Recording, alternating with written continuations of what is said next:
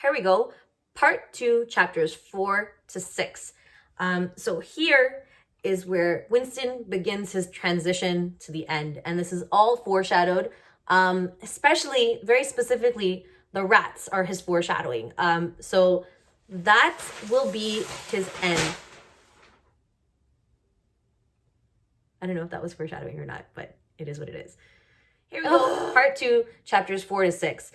We start off with foreshadowing. So it's a big foreshadow. It's a big clue to how Winston's end will come, and he mentions it. His biggest fear are rats. So the rats are a big important thing here that needs to be remembered. It's a foreshadowing for how he meets his demise. Okay.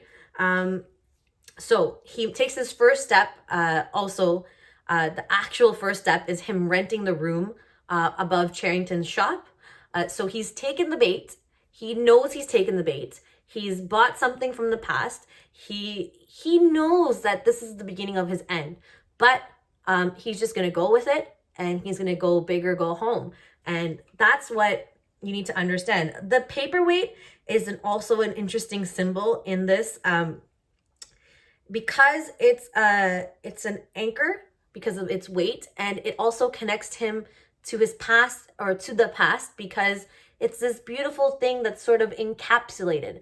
I hope that makes sense, but it's really important to understand what I'm saying here. So imagine it's a glass paperweight with a beautiful piece of coral inside the middle of it, almost sort of symbolizing his idea of the past and his memories, and that there's something beautiful in the middle of it. He just has this protective shield around it almost, and he's gonna find out what it is. He's gonna search, and he's gonna remember everything that he needs to, and in doing so, he's gonna join the Brotherhood, because he thinks he meets O'Brien too, which is also another factor to the beginning of his demise. So we talk about that. I probably jumped there, so let's go back to that. The beginning of his end is him taking the bait for the thought police by renting that room over Charrington's shop, and then seeing the rats. It's foreshadowing. It's absolute foreshadowing for Winston's end. And you need to understand all of that. All of those symbols, the rats, the paperweight, the room above the St. Clement's Church, the song, the lyrics of it, that they're going to, here comes the chopper to chop off your head, foreshadows his end yet again, especially with regards to his head, and just the idea that he can't remember this song. He can't remember this song, that little last bit. And you know, it also, that last line comes into play as soon as he's about to, you know, just meet his end there. We'll talk about that. So Winston, is, with this risk that he's taking, he feels more alive, right? Because for so long he's just felt stifled, and he hasn't had feelings, except for anger when he was told to be angry, you know, and that was when the party told him to do so. But now he's rebelling, and he's feeling other feelings again, and with that comes other memories and other feelings and other hope that there can be a rebellion, because now he knows that other people are doing what he's doing with Julia. So again, all of this leads to him having unrealistic hope, but also gives him that motive, that push to go rebel against the system. And you know, that happens a lot in our world. We see it a lot, where people try to rebel and then they're squashed by other government regimes, or society holds them down. And it is a perfect example of this. When you're given a little bit of that feeling again, you'd kind of risk anything for that adrenaline rush. And it can be applied to so many parts of human beings' lives. This part, this growth part, and this chasing that adrenaline rush and wanting to see the change and pushing for the change. So he knows too.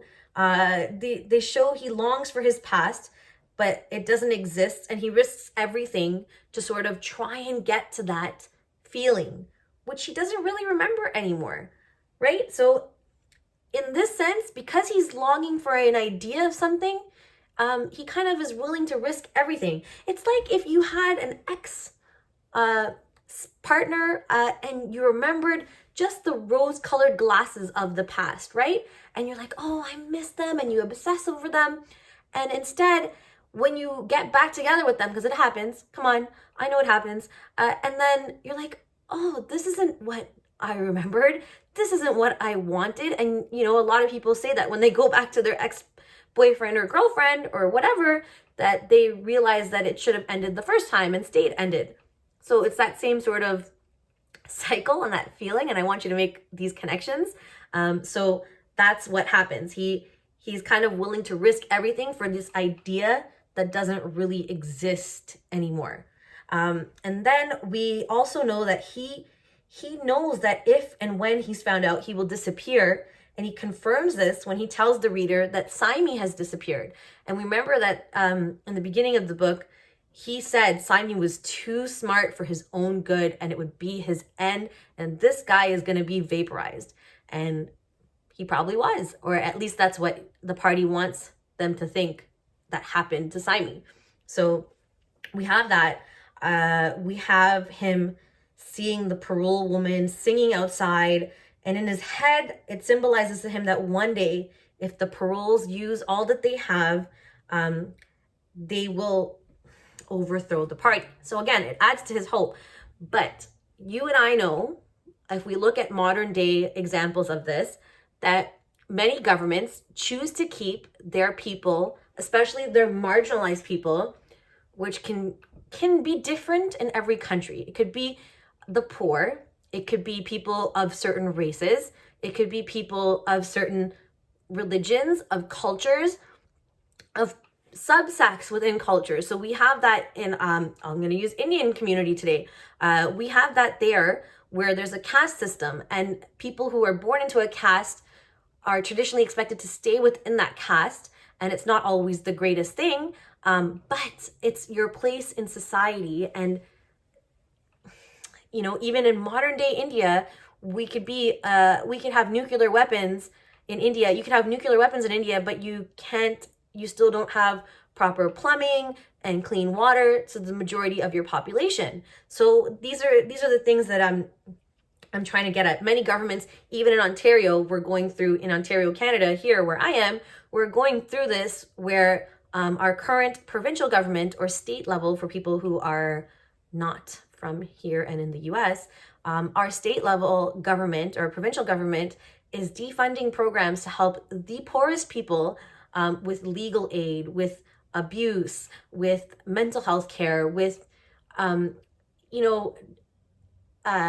therapy treatments, just everything. They're defunding everything that's meant to help people in the marginalized communities, the low socioeconomic communities. They're defunding programs, for the elderly, for long-term care beds for the elderly. They're defunding all of that in hopes that people will just let them and go with it because they're too exhausted to fight or to protest.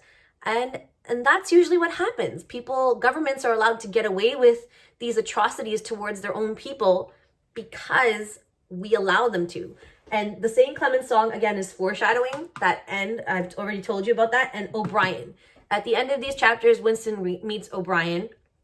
And it's sort of, he has idolized O'Brien, thinking that he may be a part of the Brotherhood and the rebellion because he's in that mindset. When in reality, O'Brien is going to be his end. Okay? Next step.